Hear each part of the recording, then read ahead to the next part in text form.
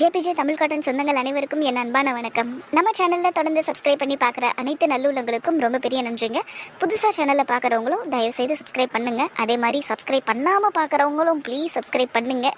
நீங்கள் சப்ஸ்கிரைப் பண்ணால் மட்டும்தான் இந்த சேனலுக்கு சப்போர்ட் பண்ண மாதிரி இருக்கும். அதே மாதிரி நம்ம வீடியோஸ்க்கெல்லாம் லைக் பண்ணுங்கள், கமெண்ட் பண்ணுங்கள், ஹைப் பண்ணுங்கள். ஹைப் பண்ணுறதன் மூலயமா இந்த வீடியோஸ் பல பேரை போய் சேரும்.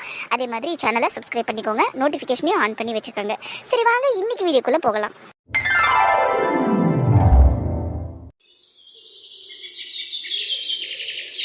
மாப்பிள்ளை தால் மக்கினி வேணும்னு கேட்டார்.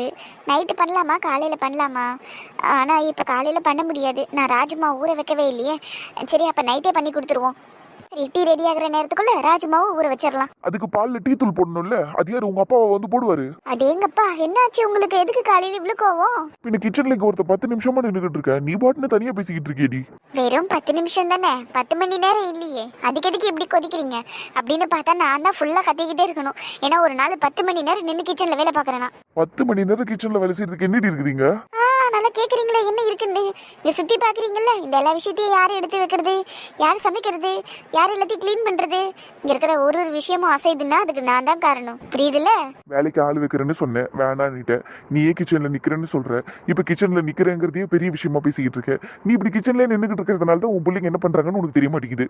இப்போ புரியுது நீங்கள் ஏன் கத்துறீங்கன்னு. விடுங்க, பசங்க ஏதோ ஒரு நாள் அப்படி பண்ணிடுச்சு, அடிக்கடி அப்படி பண்ணுதுங்க, விட்டுருங்க. தடவை தானே நம்ம அப்படியே விட்டுட்டோம். அடுத்தடுத்து ஒன்னொன்னா நடக்கும். இந்த பாரு, இதெல்லாம் சரிப்பட்டு வராது ஷில்பா. இன்னொரு தடவை அவனுங்க இந்த வீட்டை விட்டு எங்கேயும் வெளியே போக கூடாது. இந்த பார்ட்டி பப்புன்னு எங்கன்னா போனானுங்க, அவ்வளவுதான் சொல்லிட்டேன். சரிங்க கோவப்படாதீங்க.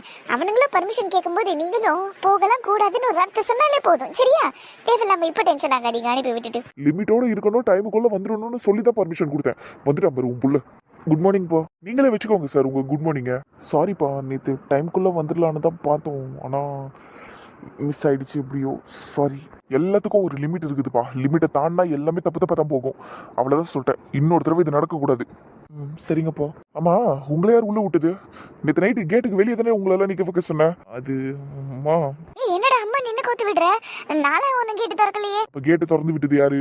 அது காலையில மணி வாசல பெருக்கணுங்கிறதுக்காக கேட்டு திறந்தால, அப்ப இவனுங்கெல்லாம் வந்திருப்பானுங்க. ஆமா, அப்படித்தான் வந்திருப்பானுங்க. ஓ அப்படியா? அப்ப நைட்டெல்லாம் உன் பசங்க வெளியே தான் இருந்துச்சுங்களா? ஆமாங்க, பசங்க மட்டும் இல்ல, மாப்பிள்ளையே வெளியே தான் இருந்திருக்காரு. பாவம், அர்ச்சனாவும் நேற்று நைட்டு கேட்டு பூட்டிட்டாலாம். எவ்வளவு கஷ்டம் இல்ல? சரி ஷில்பா, உன் பொண்ணு எத்தனை மணிக்கு கேட்ட திறந்தா? அது ஒரு 6:30 மணி இருக்கும்னு நினைக்கிறேங்க. கரெக்டு தானேப்பா?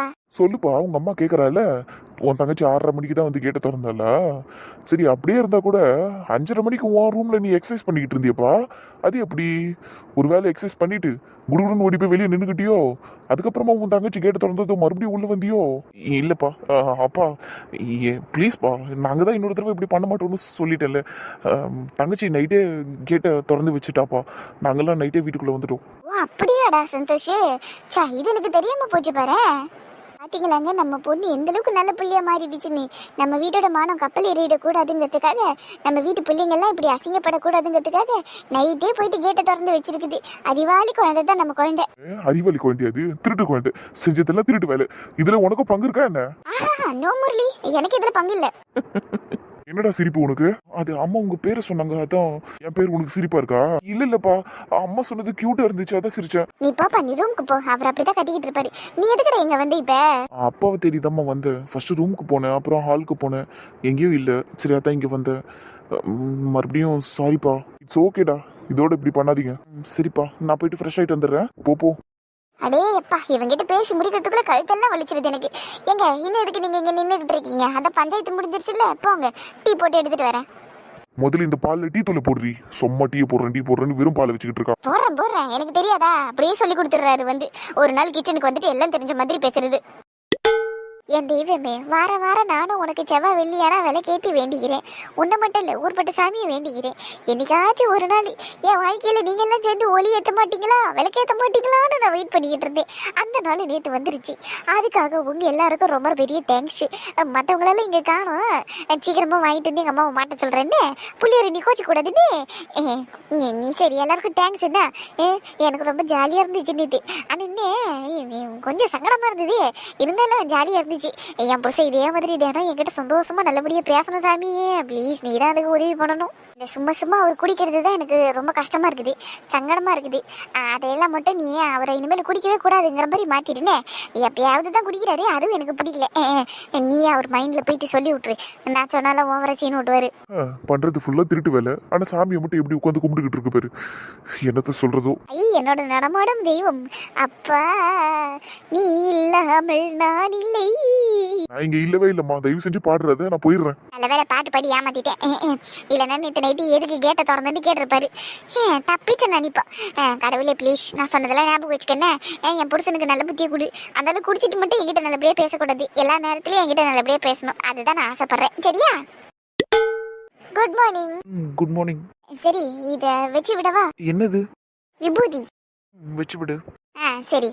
சாமி கும்பிடுற விஷயத்துல நல்ல இன்ட்ரெஸ்டடா இருக்கல்ல நீ. அதே மாதிரி விபூதி அடிக்கிறதுலயும் நல்ல கில்லாடித்தான்ல நீ.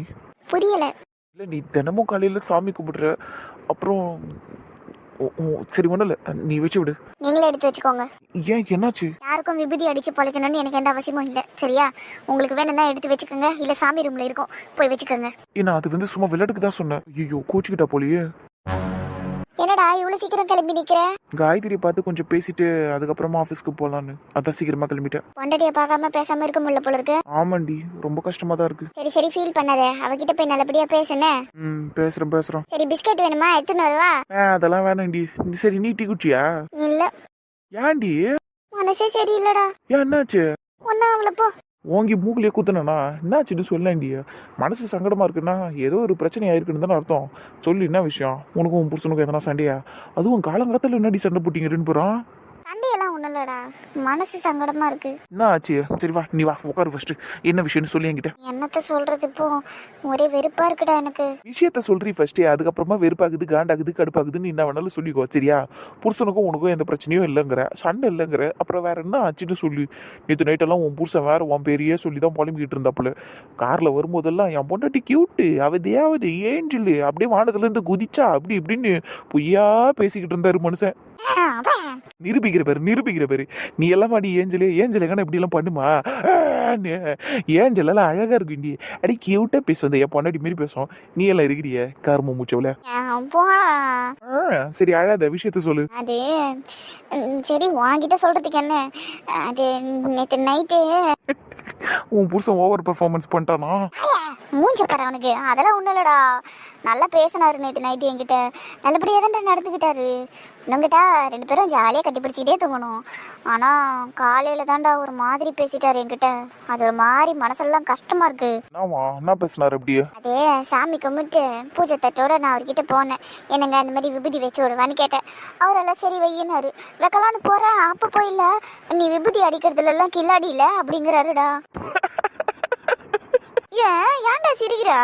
ட்ரேவ் எடுத்து தள்ளிட்டு உடைப்ப சொல்லிட்டான். உன் புருஷன் உண்மையை தானே சொல்லிக்கிறாரு. இதுக்கு போய் மூச்சு தூக்கின்னு வந்துக்கிற நீ.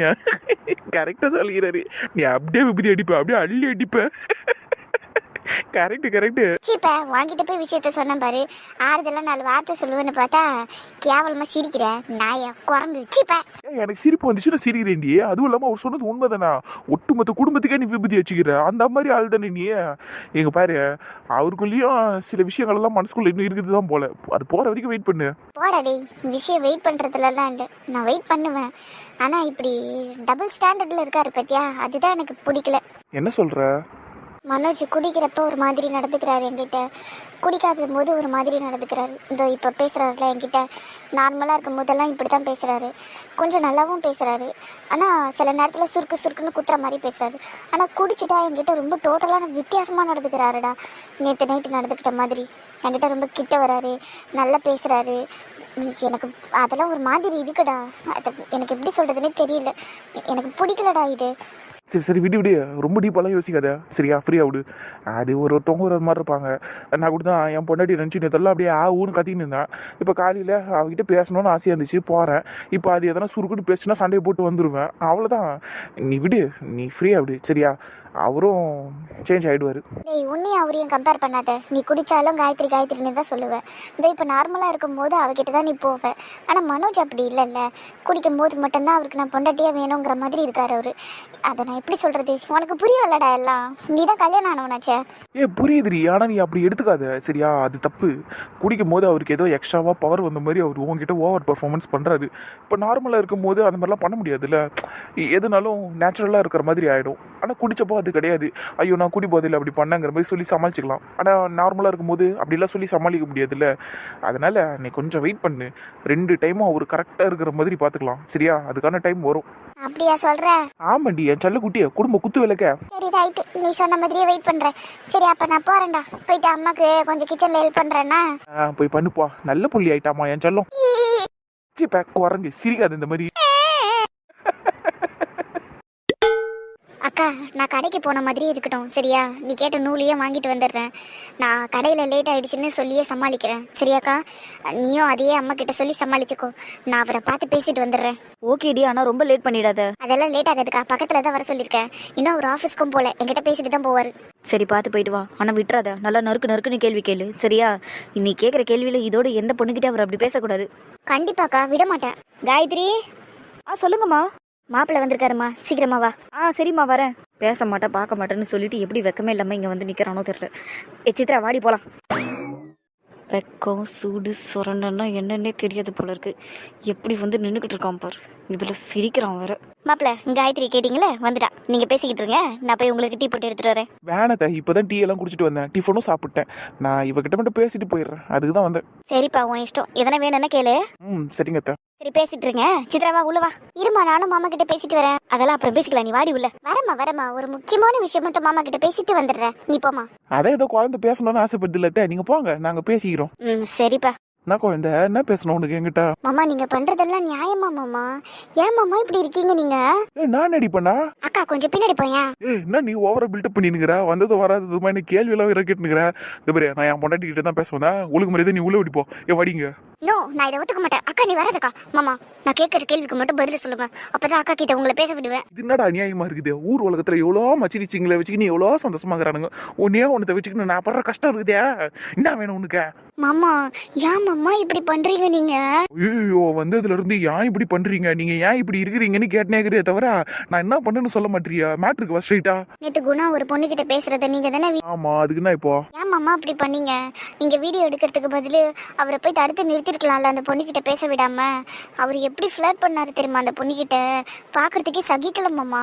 அந்த பொண்ணு நல்லா திரும்பி அவர்கிட்ட வழிஞ்சு பேசிச்சு. எரிச்சலா இருந்தது எனக்கு அதை பாக்குறதுக்கு.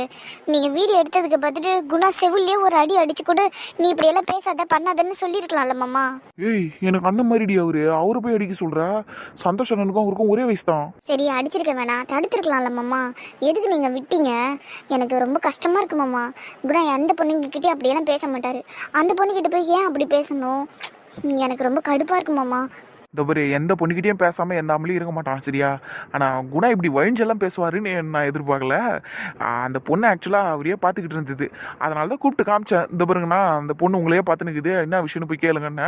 அவரும் போய் கேட்டாரு. ஆனா இந்த அளவுக்கு ஃபிளர்ட் பண்ணுவாருன்னு நான் எதிர்பார்க்கலாமா? சரி, அதனால தான் வீடியோ எடுத்து உனக்கு அனுப்பி விட்டேன். சரி நீ கொஞ்சம் மிரட்டி வச்சேன்னா ஒழுங்கா இருப்பார்ல, அதனால தான் அப்படி பண்ணா. என்னமோ பெரிய தப்பு பண்ண மாதிரி கேட்குறா. ஓ, அப்ப நீங்க தான் அவரை ஏத்தி விட்டு அனுப்பியிருக்கீங்களா? அவராவே அந்த பொண்ணுகிட்ட போய் பேசலையா? மாமா இதெல்லாம் ரொம்ப தப்பு மாமா.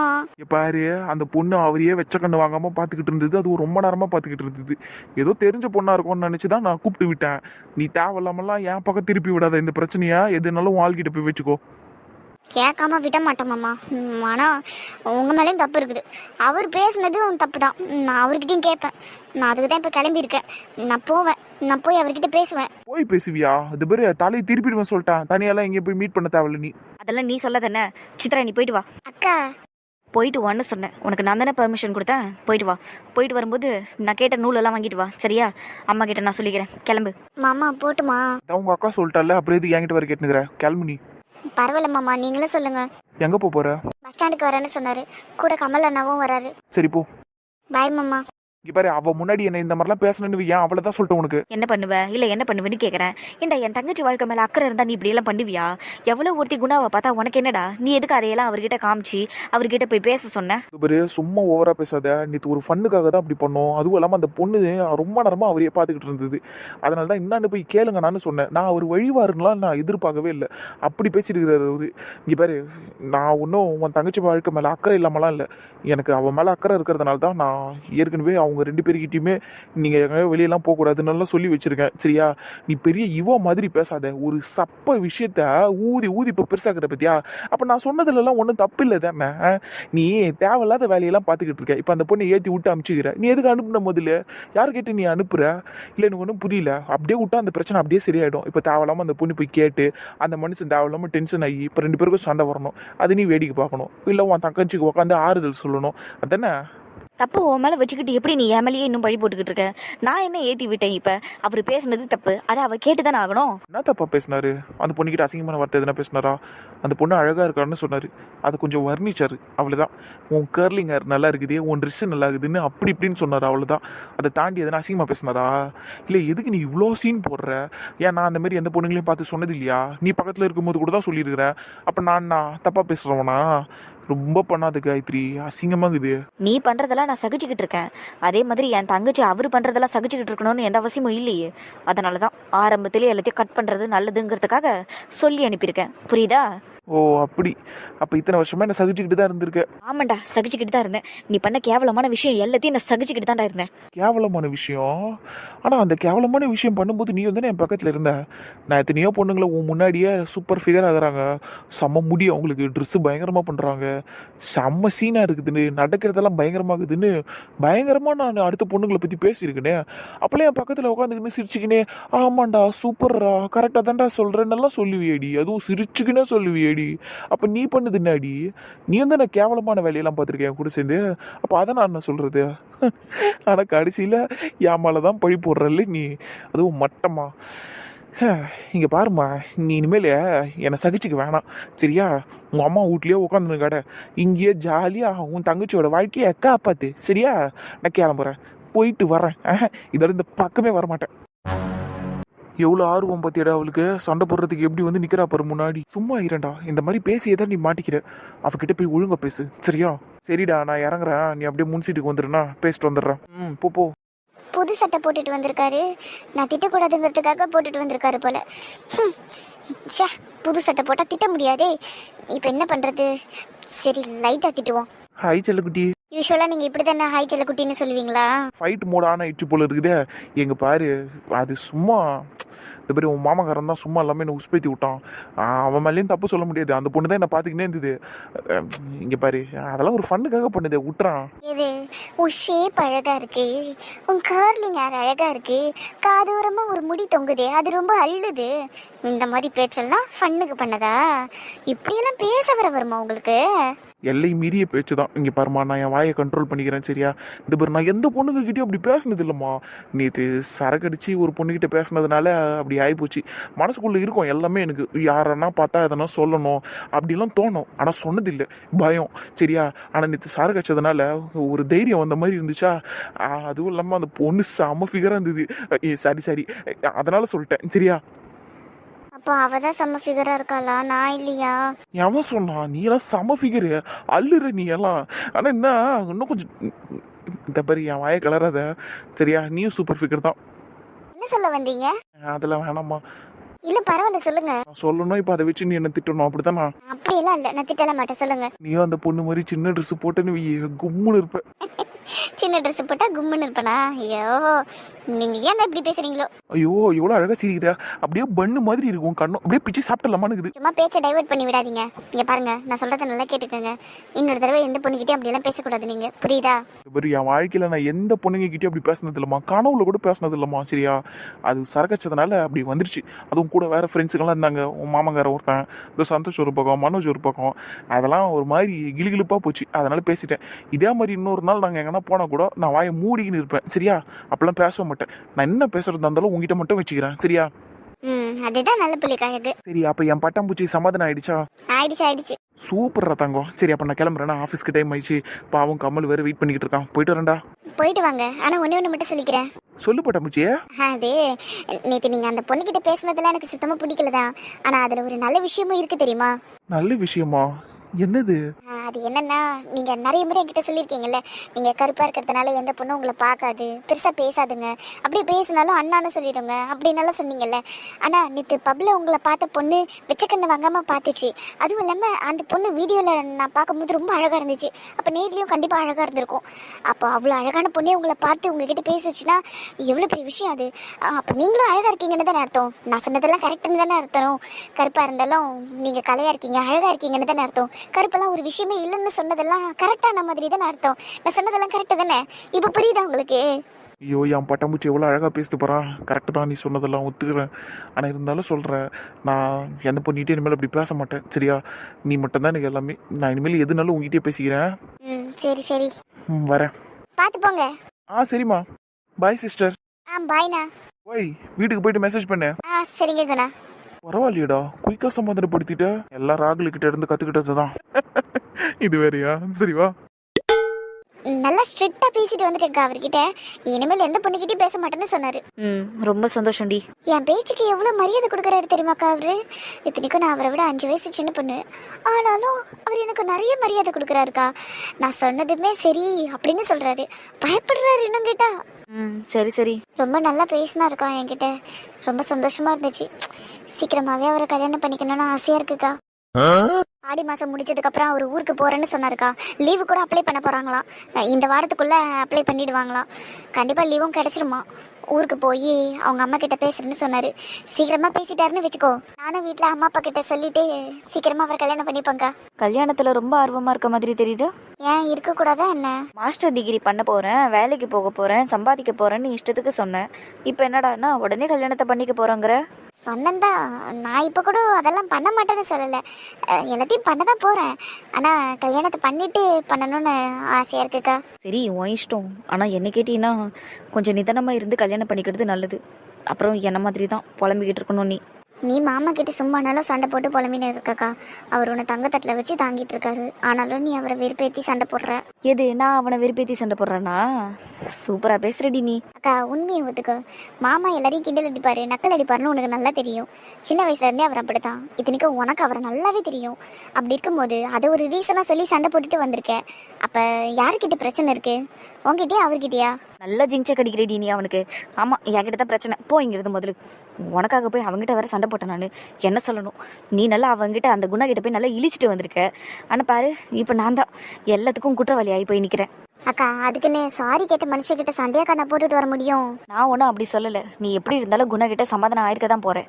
ஆனால் நான் தான் இந்த பிரச்சனையை சீரியஸாக எடுத்துக்கிட்டேன். அதனால தான் நான் தேவையில்லாமல் ராகுல் கிட்டேயும் போய் சண்டை போட்டேன். என் தங்கச்சி வாழ்க்கையை பற்றி உனக்கு அக்கறையே இல்லையா, எதுக்கு நீ இப்படி எல்லாம் பண்ணுன்னு அவங்ககிட்ட இஷ்டத்துக்கு பேசி விட்டுட்டேன். அவனும் கோச்சிக்கிட்டு போயிட்டான். இதனால தேவையில்லாத எங்களுக்கு தான் தேவையில்லாமல் சண்டை வந்துருச்சு. இப்போ சாரிக்கா. விட்ரி, சாரி சொல்கிறதுனால என்ன ஆகிட போகுது? இனிமேல் நான் யார் பிரச்சனையிலே தலையிடாமல் இருக்கிறது தான் எனக்கு நல்லது.